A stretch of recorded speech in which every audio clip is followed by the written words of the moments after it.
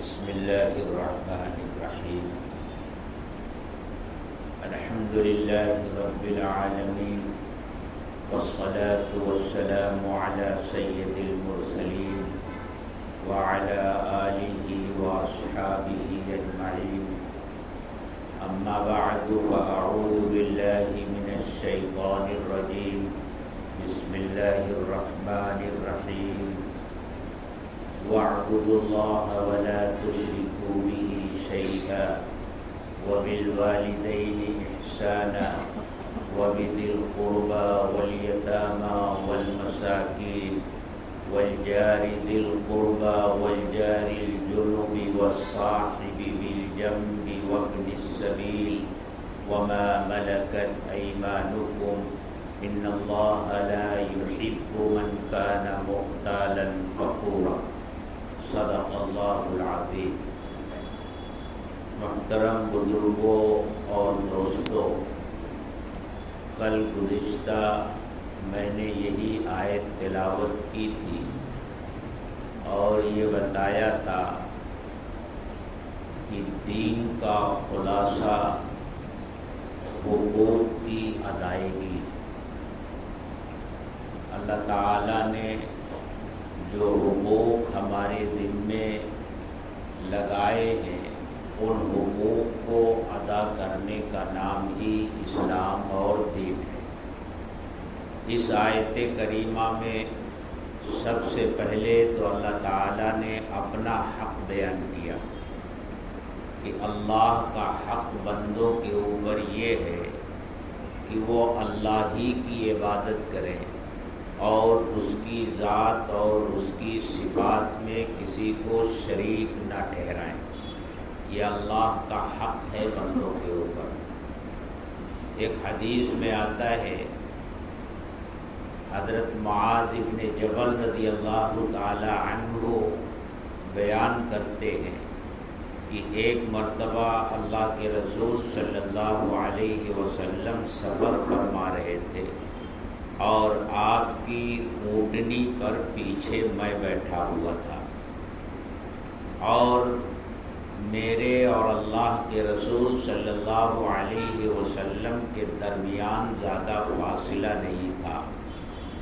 کجاوے کی جو لکڑی ہوتی ہے جس پر آگے بیٹھنے والا پیچھے ٹیک لگاتا ہے اور پیچھے جو بیٹھا ہوا ہوتا ہے وہ اس کا سہارا لیتا ہے، پکڑتا۔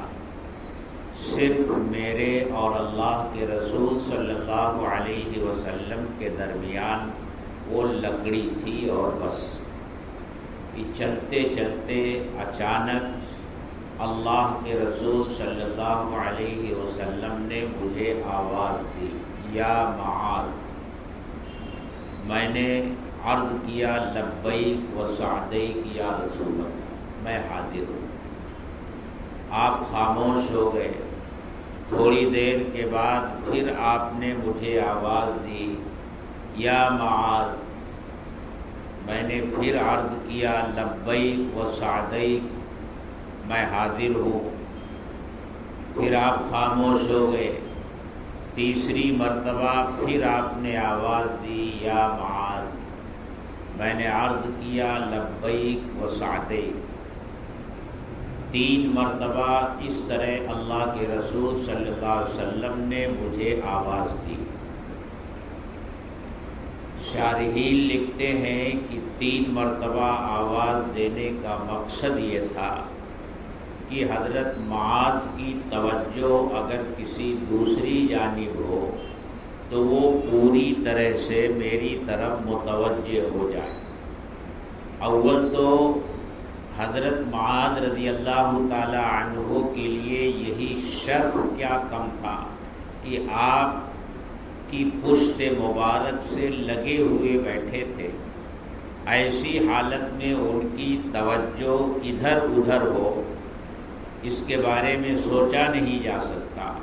پھر بھی اللہ کے رسول صلی اللہ علیہ وسلم نے چاہا کہ حضرت معاذ پوری طرح میری طرف متوجہ ہو جائیں تاکہ جو بات میں ان سے کہنے والا ہوں وہ ان کے ذہن میں اچھی طرح سے بیٹھ جائے۔ 3 مرتبہ آواز دینے کے بعد اللہ کے رسول صلی اللہ علیہ وسلم نے مجھ سے پوچھا اتدری ما حق اللہ علی العباد، معاذ کیا تمہیں معلوم ہے کہ بندوں پر اللہ کا کیا حق ہے؟ تو حضرت معاذ رضی اللہ تعالی عنہ نے ارشاد فرمایا، عرض کیا اللہ و رسولہ عالم، اللہ اور اس کا رسول ہی بہتر جانتے۔ تو آپ نے ارشاد فرمایا اللہ کا حق بندوں کے اوپر یہ ہے کہ بندے صرف اللہ کی عبادت کریں اور اس کے ساتھ کسی کو شریک نہ ٹھہرائیں۔ پھر آپ نے پوچھا اتدری ما حق العباد علی اللہ، معاذ کیا تم یہ جانتے ہو کہ بندوں کا کیا حق ہے اللہ کے اوپر؟ حضرت معاذ رضی اللہ تعالی عنہ نے عرض کیا اللہ و رسولہ عالم، اللہ اور اس کا رسول ہی بہتر جانتے ہیں۔ تو آپ نے ارشاد فرمایا اللہ نے اپنے اوپر یہ لازم کر لیا ہے کہ جو صرف اللہ کی عبادت کرے، اس کے ساتھ کسی کو شریک نہ ٹھہرائے، تو اللہ اسے اپنی جنت میں داخل فرمائیں گے اور جہنم کے عذاب سے محفوظ رکھیں گے۔ تو اللہ نے اس آیت کریمہ میں پہلا اپنا حق بیان کیا، وَاعْبُدُوا اللَّهَ وَلَا تُشْرِكُوا بِهِ شَيْئًا۔ دوسرا حق والدین کا بیان فرمایا، وَبِالْوَالِدَيْنِ إِحْسَانًا، اور والدین کے ساتھ اچھا سلوک اور اچھا برتاؤ کرو۔ اللہ تعالیٰ نے قرآن کریم میں جگہ جگہ والدین کے ساتھ اچھا سلوک اور اچھا برتاؤ کرنے کا حکم دیا ہے، بلکہ والدین کے حق کی اہمیت کا اندازہ اس سے لگایا جا سکتا ہے کہ اللہ نے اپنے حق کے ساتھ جوڑ کر والدین کے حق کو بیان کیا۔ یہ اشارہ ہے اس بات کی طرف کہ اس دنیا میں اللہ کے حق کے بعد کسی انسان پر اگر دوسرے کا سب سے بڑا حق ہے تو والدین کا حق اپنی اولاد پر ہے۔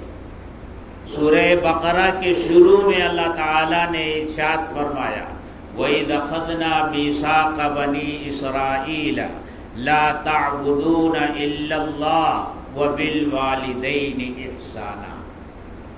یاد کرو وہ وقت جب ہم نے بنی اسرائیل سے پختہ عہد لیا تھا کہ وہ صرف ہماری عبادت کریں گے اور ہمارے ساتھ کسی کو شریک نہیں ٹھہرائیں گے، وَبِالْوَالِدَيْنِ إِحْسَانًا، اور والدین کے ساتھ اچھا سلوک اور اچھا برتاؤ کریں گے۔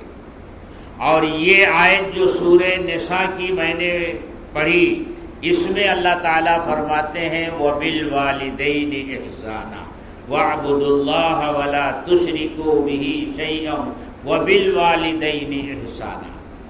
اور سورہ بنی اسرائیل میں تو اللہ تعالیٰ نے اور تفصیل اور وضاحت کے ساتھ والدین کے حق کو بیان کیا، وَقَضَىٰ رَبُّكَ أَلَّا تَعْبُدُوا إِلَّا إِيَّاهُ وَبِالْوَالِدَيْنِ إِحْسَانًا إِمَّا يَبْلُغَنَّ عِندَكَ الْكِبَرَ أَحَدُهُمَا أَوْ كِلَاهُمَا فَلَا تَقُل لَّهُمَا أُفٍّ وَلَا تَنْهَرْهُمَا وَقُل لَّهُمَا قَوْلًا كَرِيمًا وَاخْفِضْ لَهُمَا جَنَاحَ الذُّلِّ مِنَ الرَّحْمَةِ وَقُل رَّبِّ ارْحَمْهُمَا كَمَا رَبَّيَانِي صَغِيرًا۔ اپنا حق بیان کرنے کے بعد اللہ تعالیٰ نے والدین کا حق بیان کیا، وَبِالْوَالِدَيْنِ إِحْسَانًا، اور اس میں فرمایا یاد رکھو ماں باپ دونوں اگر بڑھاپے کو پہنچ جائیں یا ان میں سے کوئی ایک بڑھاپے کو پہنچ جائے، تو آدمی جب بڑھاپے میں پہنچ جاتا ہے تو اس کے قوا کمزور ہو جاتے ہیں، اس کا دماغ کمزور ہو جاتا ہے، اس پر نسیان طاری ہو جاتا ہے، وہ بات بات پر غصے کرتا ہے، بھڑکتا ہے، لیکن ایسے وقت میں بھی ان کے بارے میں اف نہ کہنا، یعنی معمولی سی ایسی کوئی حرکت جن کی وجہ سے والدین کو تکلیف پہنچے، ایسی کوئی حرکت نہ کہنا، یہاں تک کہ اگر وہ کوئی ایسی بات کہیں کہ جو تمہیں پسند نہ ہو اور ان کی بات سن کر اگر تم نے لمبی سانس لی جس سے انہیں یہ احساس ہو گیا کہ میرے بیٹے کو میری بات پسند نہیں آئی، تو یہ بھی اف میں داخل ہے، اور یہ لمبی سانس لینا بھی حرام ہے۔ وَلَا تَقُلْ لَهُمَا اُفْ وَلَا تَنْهَرْهُمَا، ان کو جھڑکنا نہیں، ان کے ساتھ ڈانٹ ڈپٹ کا معاملہ نہیں کرنا۔ وَقُلْ لَهُمَا قَوْلًا كَرِيمًا، ان سے اچھی بات کرنا۔ وَاخْفِضْ لَهُمَا جَنَاحَ الذُّلِّ مِنَ الرَّحْمَةِ، اور ان کے ساتھ عاجزی کے ساتھ پیش آنا، جھک کر، اپنے کندھوں کو جھکا کر جس طرح کوئی عاجز بندہ اپنے آقا کے سامنے حاضر ہوتا ہے، اس طرح ان کے سامنے رہنا۔ اللہ تعالیٰ نے یہ ماں باپ کا حق بیان کیا۔ اسی طرح پھر اللہ تعالیٰ نے سورہ لقمان میں بیان فرمایا، وَوَصَّيْنَا الْإِنسَانَ بِوَالِدَيْهِ حَمَلَتْهُ أُمُّهُ وَهْنًا عَلَى وَهْنٍ وَفِصَالُهُ فِي عَامَيْنِ أَنِ اشْكُرْ لِي وَلِوَالِدَيْكَ وَإِلَيَّ الْمَصِيرُ۔ اللہ تعالیٰ نے وصیت فرمائی ہے کہ اے ایمان والو، تم میرا بھی شکر ادا کرو اور اپنے ماں باپ کا بھی شکر ادا کرو۔ اسی طرح اللہ تعالیٰ نے دوسری جگہ فرمایا، وَوَصَّيْنَا الْإِنسَانَ بِوَالِدَيْهِ إِحْسَانًا حَمَلَتْهُ أُمُّهُ كُرْهًا وَوَضَعَتْهُ كُرْهًا۔ اللہ تعالیٰ نے تاکیدی حکم دیا ہے کہ تم اپنے ماں باپ کے ساتھ اچھا سلوک اور اچھا برتاؤ کرو۔ کتنی آیتیں قرآن کریم کی ہیں، ایمان والوں کے لیے ایک ہی آیت کافی ہے عمل کرنے کے لیے، جائے کہ اللہ تعالیٰ بار بار والدین کے ساتھ اچھا سلوک اور اچھا برتاؤ کرنے کا حکم دے رہے ہیں۔ حضرت عبداللہ ابن مسعود رضی اللہ تعالی عنہ نے ایک مرتبہ اللہ کے رسول صلی اللہ علیہ وسلم سے سوال کیا، ای العمل احب الی اللہ، اے اللہ کے رسول یہ بتائیے کہ اللہ کو سب سے زیادہ پسندیدہ کون سا عمل ہے؟ تو آپ نے ارشاد فرمایا، الصلاۃ علی وقتها، وقت پر نماز پڑھنا۔ حضرت عبداللہ ابن مسعود رضی اللہ تعالی عنہ نے عرض کیا، ثم ای، اس کے بعد کون سا عمل اللہ کو زیادہ پسند ہے؟ تو آپ نے ارشاد فرمایا، بر الوالدین، والدین کے ساتھ اچھا سلوک اور اچھا احسان کرنا، اچھا سلوک اور اچھا برتاؤ کرنا۔ پھر پوچھا ثم ای، تو آپ نے ارشاد فرمایا، الجہاد فی سبیل اللہ، اللہ کے راستے میں جہاد کرنا۔ یہ بعد میں ذکر کیا، والدین کے ساتھ اچھا سلوک اور اچھا برتاؤ کرنے کو اللہ کے رسول صلی اللہ علیہ وسلم نے جہاد سے پہلے ذکر کیا۔ اس سے اندازہ لگایا جا سکتا ہے کہ والدین کے ساتھ اچھا سلوک اور اچھا برتاؤ کرنا کتنا اہم ہے۔ ایک صحابی آئے اللہ کے رسول صلی اللہ علیہ وسلم کی خدمت میں اور آ کر عرض کیا کہ اے اللہ کے رسول، میں آپ کی خدمت میں حاضر ہوا ہوں، ہجرت اور جہاد پر آپ کے ہاتھ پر بیعت کرنے کے لیے۔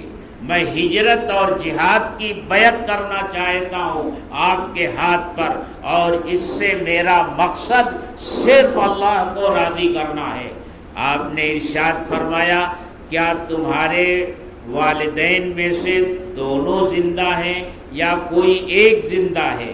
انہوں نے عرض کیا کہ اے اللہ کے رسول، دونوں زندہ ہیں۔ تو آپ نے ارشاد فرمایا، فَفِيهِمَا فَجَاهِدْ، اگر تم اللہ کی رضا چاہتے ہو تم اللہ کی رضا چاہتے ہو؟ انہوں نے عرض کیا ہاں. تو فرمایا جاؤ اپنے ماں باپ کی خدمت کرو، اپنے ماں باپ کے ساتھ حسن سلوک.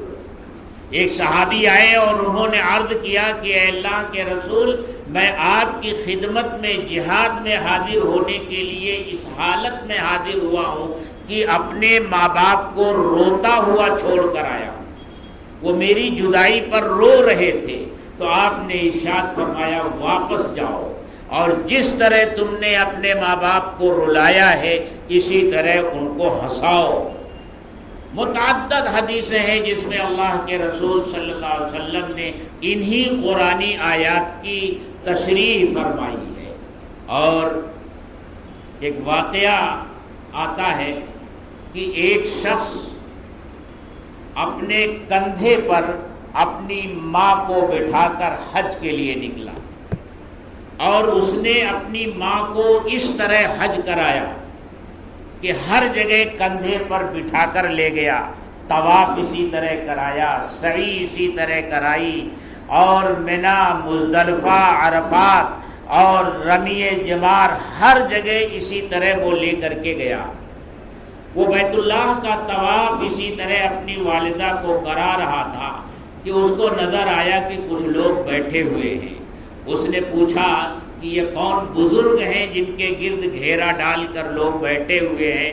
تو بتایا گیا کہ یہ مشہور صحابی حضرت عبداللہ ابن عمر رضی اللہ تعالی عنہ ہیں.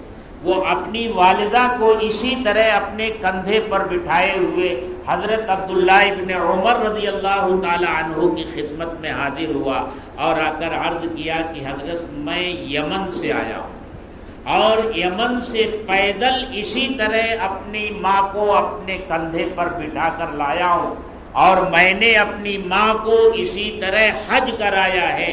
آپ فرمائیے کہ کیا میں نے اپنی ماں کا حق ادا کر دیا؟ حضرت عبداللہ ابن عمر رضی اللہ تعالی عنہ نے فرمایا تو پوچھتا ہے کہ تو نے اپنی ماں کا حق ادا کر دیا؟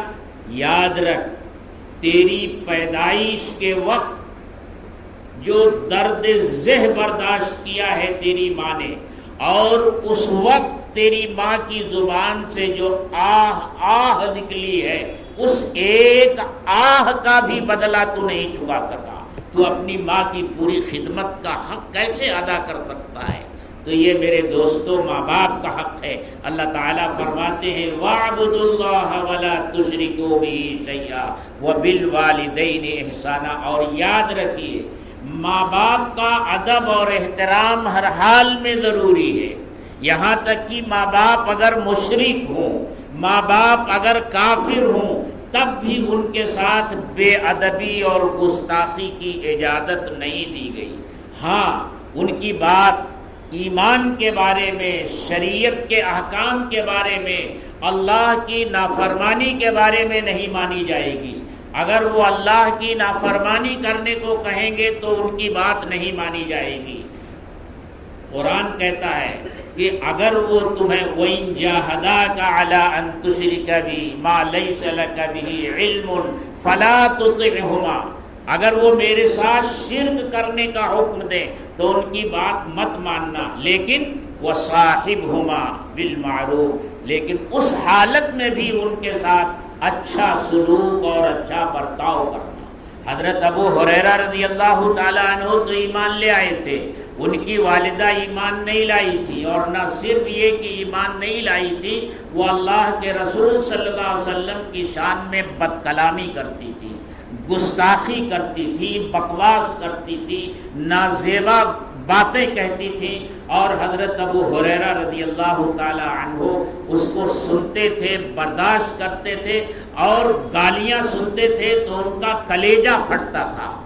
ایک مرتبہ روحان سے ہو کر اللہ کے رسول صلی اللہ علیہ وسلم کی خدمت میں حاضر ہوئے اور اپنی ماں کی یہ حالت بیان کی اور عرض کیا کہ اے اللہ کے رسول میری ماں ایسا ایسا کہتی ہیں. آپ نے ارشاد فرمایا ان کے ساتھ بدسلوکی مت کرنا، ان کے ساتھ اچھا برتاؤ کرنا، اچھا سلوک کرنا. عرض کیا کہ اے اللہ کے رسول میری ماں کی ہدایت کے لیے دعا فرما دیجیے. اللہ کے رسول صلی اللہ علیہ وسلم نے ہاتھ اٹھایا اور اللہ سے دعا کی اللہم اہدی ام ابی ہریرہ، اللہم اہدی ام ابی ہریرہ، اللہم اہدی ام ابی ہریرہ، یہ دعا فرمائی اور حضرت ابو ہریرہ خوش ہو گئے، گھر کی طرف بھاگے، گھر پہنچے تو دیکھا دروازہ بند ہے، کنڈی کھٹکھٹائی اور آواز دی ماں کو، تو ماں نے اندر سے کہا کہ ابھی رک جا تھوڑی دیر۔ حضرت ابو ہریرہ رضی اللہ تعالی عنہ نے محسوس کیا کہ پانی گرنے کی آواز آ رہی ہے، شاید والدہ غسل کر رہی ہیں۔ تھوڑی دیر کے بعد غسل کر کے جب انہوں نے دروازہ کھولا تو کہا ابو ہریرہ اشہد ان لا الہ الا اللہ واشہد ان محمدا عبدہ ورسولہ۔ تو یہ ماں باپ ہیں، یاد رکھیے اللہ تعالیٰ اس دنیا میں نافرمانیوں کی سزا کم دیتے ہیں، لیکن ماں باپ کی نافرمانی کرنے والے کو اللہ تعالیٰ اسی دنیا میں سزا دیتے ہیں۔ اور یہ دیکھا گیا ہے کہ جو کچھ لوگ اپنے ماں باپ کے ساتھ کرتے ہیں ان کی اولاد ان کے ساتھ بڑھاپے میں وہی معاملہ کرتی ہے۔ تو برائے پدر چے کر دی خیر تا ہوا چشم داری پسرت۔ اللہ تعالیٰ ہم سب کو ایسی حرکتوں سے بچائے۔ وآخر دعوانا الحمدللہ رب العالمین، الحمدللہ رب العالمین، والصلاة والسلام علی سید المرسلین وعلی آلہ واصحابہ اجمعین۔ ربنا تقبل منا انک انت السمیع العلیم وتب علینا انک انت التواب الرحیم، وصلی اللہ تعالی علی خیر خلقہ